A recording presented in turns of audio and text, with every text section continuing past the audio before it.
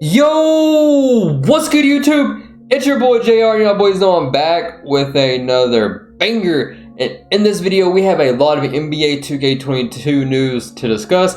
A lot of this information came out yesterday. I know I'm a little bit late, but my sleep schedule is kind of cruised. And also, I wanted to make sure that I got all the information. We're going to go over a lot of stuff in this video. I'm going to try and summarize it the best that I can to make it short and sweet for y'all boys. But make sure you guys watch the whole entire video because you don't want to miss out. If you guys want to join the ISO gang, please drop a like, drop a sub, and turn on post notifications. Any support is greatly appreciated. So this first bit of NBA 2K22 news comes from the official 2K Twitter. And in this first screenshot, you can see what Luka will look like in NBA 2K22.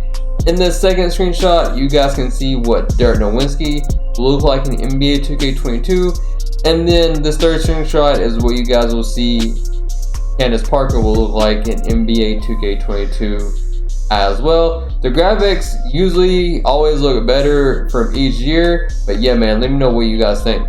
So for this next bit of information, this comes from the NBA 2K official website. I'm going to summarize this the best that I can so it's not too long, but I'll leave this link in the description down below in case you guys want to check it out for yourself. Now to start this off, they do say that we can expect to see trailers in August and September.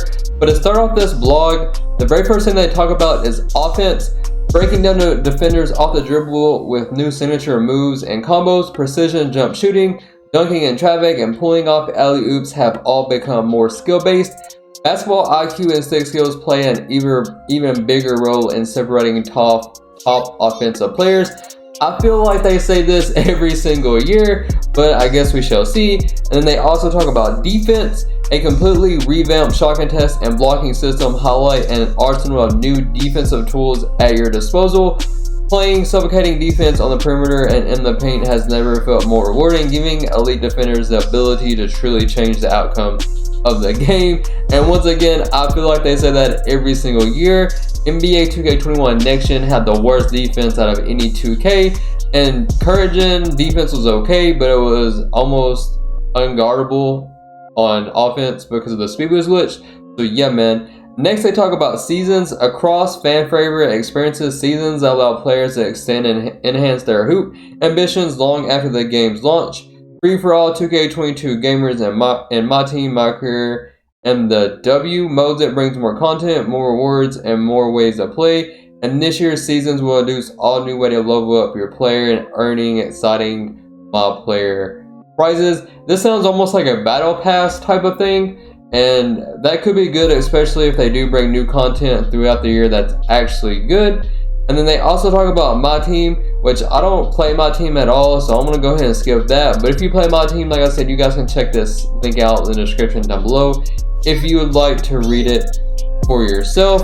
Next, they go ahead and talk about the new city and new neighborhood. So, they first talk about the city. Step into an all-new city teeming with life, activity, and interactivity. NPCs, non-playable characters, populate the first city layout, while model players from all over the world compete in the highest level of playground basketball. An all-new quest system for 2K22 engages model players with creative content while offering new ways to level up and earn rewards, and revisioning of the PS5 and Xbox Series X and S basketball communities. Like I've been saying, we'll probably get the same exact city. Hopefully it is somewhat different though, we shall see. They also talk about the added matchmaking options in the city, which is a huge W. The city opens up new and quicker alternatives to get into online hoops. All players can enter select matchmaking buildings to be placed into immediate competition. Matchmaking for park like 3v3, 2v2, whatever the case may be, would be a huge W. You guys know how it is. You'd be in the park waiting years for games. This is something that a lot of people have asked for. So it is good to see them implement matchmaking into the next gen version of 2K22. And then next they talk about current gen. All aboard the 2K cruise and on the PS4, Xbox One, Nintendo Switch, and PC platforms. NBA 2K gamers will show out and create an all-new dedicated basketball community. A neighborhood built on the spacious decks of a sailing cruise ship. Explore and hoop in nocturnal luxury when the cruise docks and exotic locals throughout the season. Make your way to the incursion counter to participate in short-side events, all taking place completely off the ship. So it sounds like the ship, as it moves, it'll dock at certain locations whenever events happen.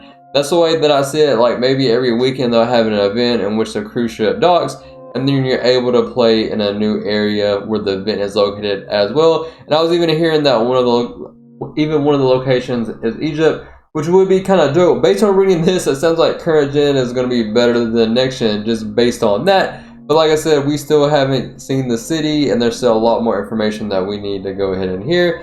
And then they just talk about more news ahead, more new features, more new content. Oh wait, all my players know both the all new city and the all new 2K22 neighborhood. And they go ahead and talk about my career as well. Hidden talents in NBA 2K22, dreams and ambitions in my career stretch on the hardware floors. Players now pursue side ventures to build a profile in lucrative and trendy spaces. Brush up against the fashion world where the art promotion will drive your success as a Mongol, or get involved in the hip-hop business where your music talent opens up an intriguing lane in the industry. I was seeing some stuff on Twitter where they were saying you can make music as well, so that could be kind of dope. No place like home. Moving up in the professional world means expanding your home lifestyle, central to your My Career Native in progress. Your personal hub represents your place in the journey to the NBA. And then it says more to the journey. My Career in the NBA 2K22 will feature fresh faces and engaging storylines. And this year, getting drafted into the NBA is only the start of your basketball narrative. And they also talk about the My NBA, My WNBA experience as well. And like I said, I don't play that mode either, so you guys can check that out for yourself if you would like. So for this next bit of information, this is another article that I'm going to sum up extremely fast. And the link to this will also be in the description down below because it does have a lot of good information. Now this tweet comes from NBA 2K on Reddit, just giving a brief summary in a tweet of that article on heavy.com. Changes to the stamina system, which I'm going to go over in a moment. More realistic injuries. So if you play like My NBA or My WNBA, Mike Wang was saying that they added injuries to this mode to make it more realistic. He was saying the injuries won't be extremely common because who would want to play that mode if your players are always injured? But he did say that it will be part of the mode. 2K cruise docks in countries like Egypt for events. So like I said a moment ago, it looks like whenever there's an event going on, the cruise ship will dock, and then you're able to play in different parks such as Egypt for events, which does sound extremely dope. It also says no more Rookieville. So if you play next gen, Rookieville was by far the most annoying thing ever to get through because you couldn't even play it with your friends. You basically had to play it with randoms, and yeah man, it was very unnecessary. And then the very last thing that it says is no more My Career story. It seems like they really focused on bringing a good part and experience and a good experience to the other game modes as well. But the biggest thing that I want to address out of that is the part where it talks about stamina. Now Mike Wang was interviewed in that article that I just showed you guys, and in this article I'm going to show you guys what he said. One thing Mike Wang touched on in a post preview Q&A session was the impact of stamina and injuries in the game. Stamina has been a problem in 2K for a few years.